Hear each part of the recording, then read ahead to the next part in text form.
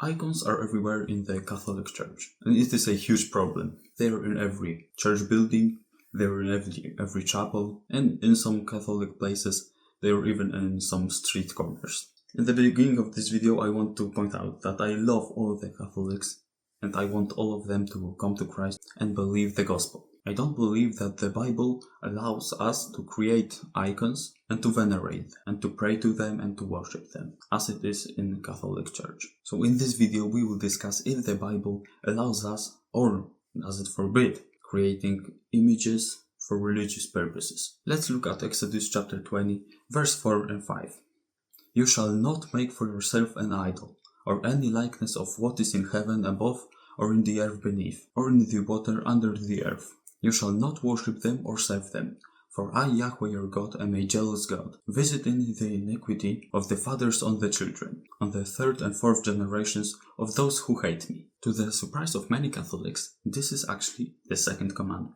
The first one is that we shall not have other gods before Yahweh, and the second one is that we shall not create any image, any likeness of what is in heaven above, and or on the earth beneath, or in the waters. We shall not create any art for religious purposes.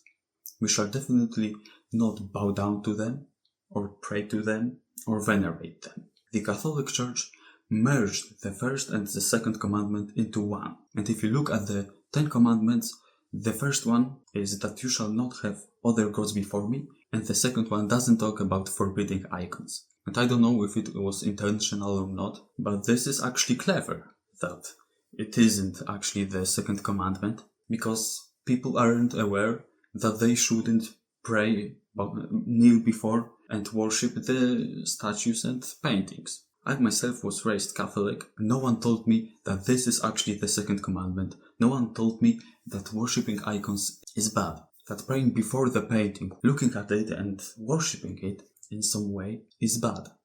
I thought it's good. I thought it's religious and it's zealous. So as we can see from Exodus, God clearly forbids us to do any art in religious purposes. He doesn't allow us to do that. What's important to point out is that it doesn't forbid us to do any art.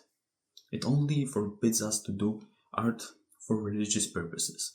The paintings, the sculptures are great, but not in the church.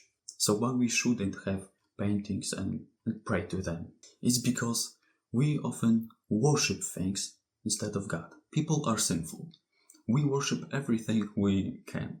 In the past, or even right now, people worship sun, people worship nature, worship themselves. We naturally worship things.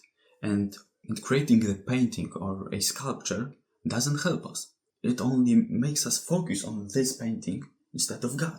Our God is in heaven. We should worship Him as He is right there. We can't focus on the paintings or sculptures because our God isn't a painting or a sculpture. Someone might say that we can do that with the images of Jesus, because if we worship the image of Jesus, then we are worshipping Jesus Himself.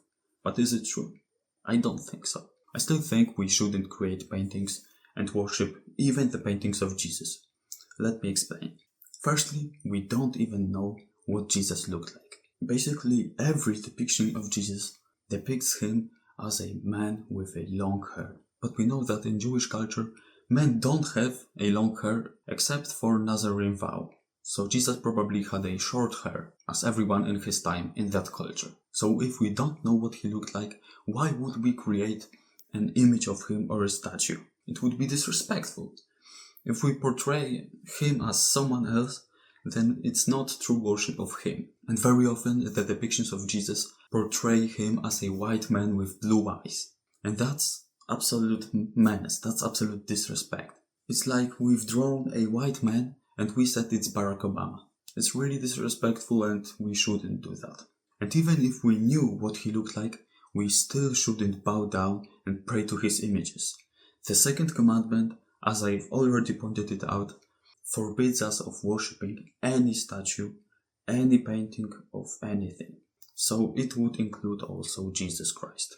We should focus on praying to Him and worshipping Him who is in heaven, who lives in us, instead of focusing on the idols. So if we can't even pray to and worship images of Jesus, then so much more we shouldn't pray to and worship images of Mary and saints. I've seen in the Roman Catholic Church, and I myself am guilty of that there is a statue of Mary and people kneel before it, light candles before it and pray to her. That is absolutely forbidden. We can't do that, even with the images of Jesus. So definitely we should avoid any kinds of idol worship. Some people raise an argument that we can use paintings and images for teaching purposes. But is it true? Can we use it for teaching purposes? I still don't think so. Let me explain.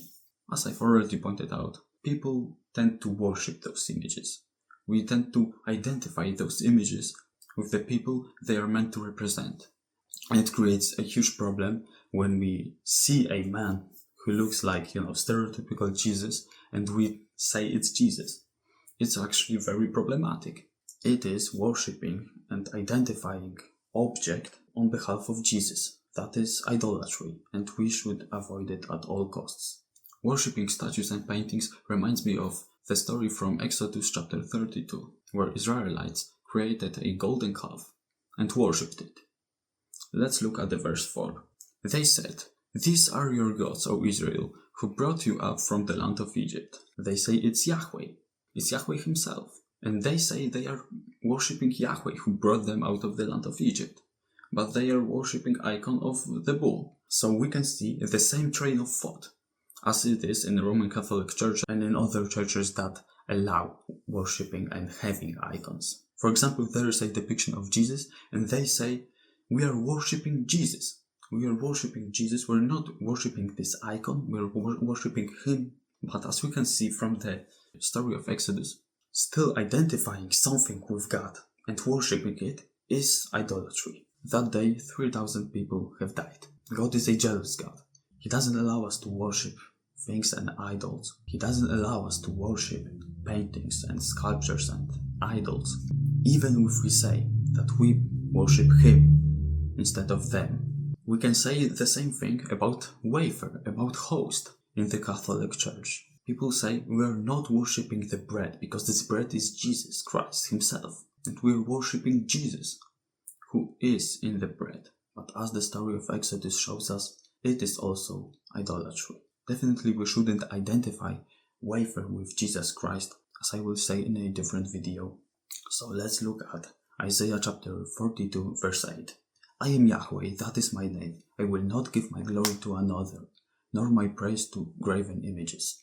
So as we can see, Yahweh will not give his glory to another, even to graven images. So if these graven images even portray him, it is still forbidden for us to praise them. Because as we can see in the second half of this verse, he will not give his praise to graven images. So we should obey him, even if the tradition tells us otherwise. Even if we've been worshipping or just revering and praying to images because it is helpful for us, we should still avoid it at all costs. So in conclusion, we cannot and should not pray to, create and worship the images of Jesus, saints and Mary. We should not bow down to them, we should not pray to them, we should not worship them and revere them. It is an idolatry which God forbids. Read the Bible and God bless you.